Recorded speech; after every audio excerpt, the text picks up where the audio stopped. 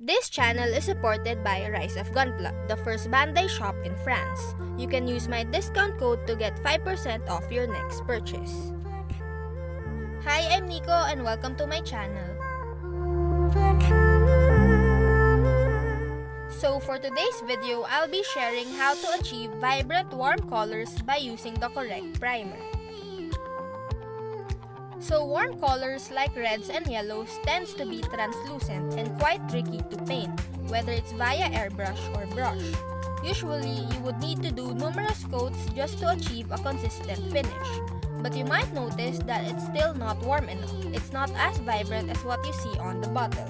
And that's because you might be using the wrong primer.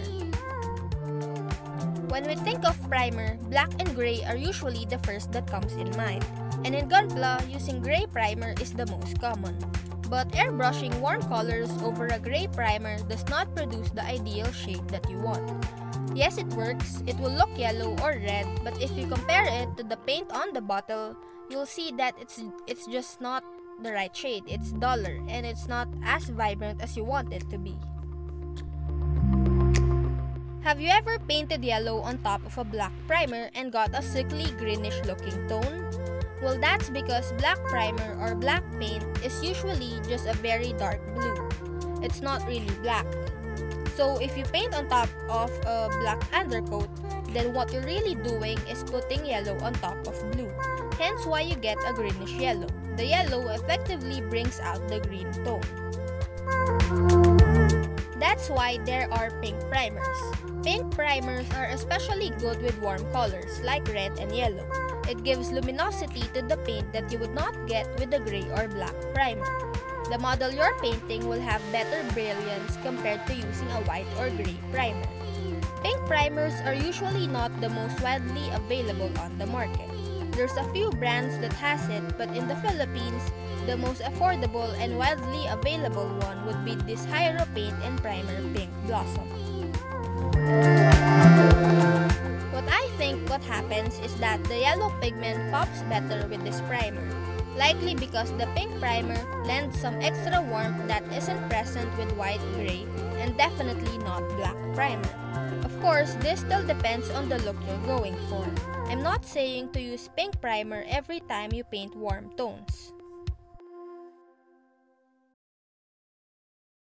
So how do you know when to use pink primer? Well, basically, using pink as a primer for red, orange, and yellow influences temperature and brightness. Using white as a primer will make paint brighter, but will not change the temperature. White and pink are different, so the impact on your paint will be different. So use a pink primer if you're trying to increase warmth in your color.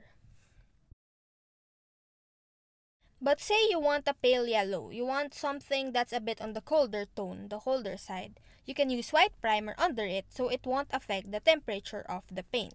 But if you want a warmer yellow, a sunny yellow, or caterpillar yellow, which is what I usually like and it's what I'm showing now, then use a pink primer to boost that warmth more.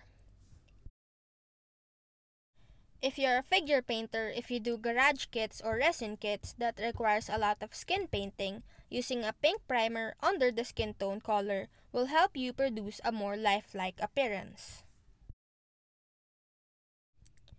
So some of you might get confused by what I mean with the word temperature. So generally, color temperature refers to how warm or cool a color looks to us on an absolute scale.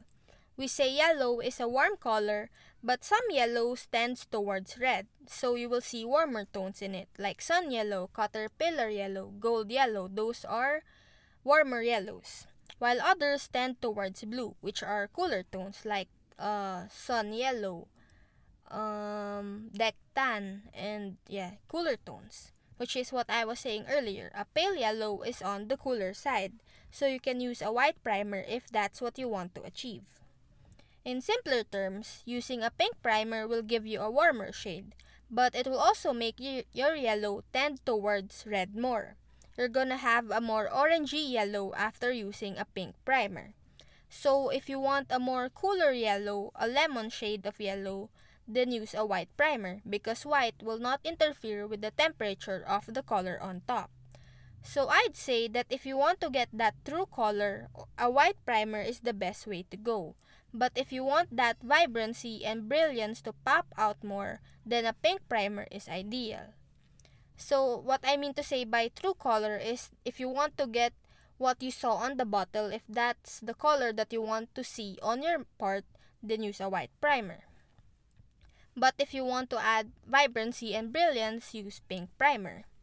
That's why in makeup, there are also pink primers because it adds luminosity to every skin tone and makes the overall complexion of the person look healthier. So basically, it's not really a rule to use pink primer for warm colors. It just depends on the look you're going for. So it's really just up to you whether you want to use a pink primer or a white primer. And it's just another option that you can add to your arsenal. And yeah, that's about it for today's video. It's just a short, quick tutorial, but I hope you find this useful and can apply it to your Gunpla painting. I'll put the link below for Hiro Paint's Facebook and Shopee page if you want to get your own pink primer. And before this video ends, I wanted to let you know that you can support the channel by using my discount code Nico Suratos to get 5% off your Rise of Gunpla purchase.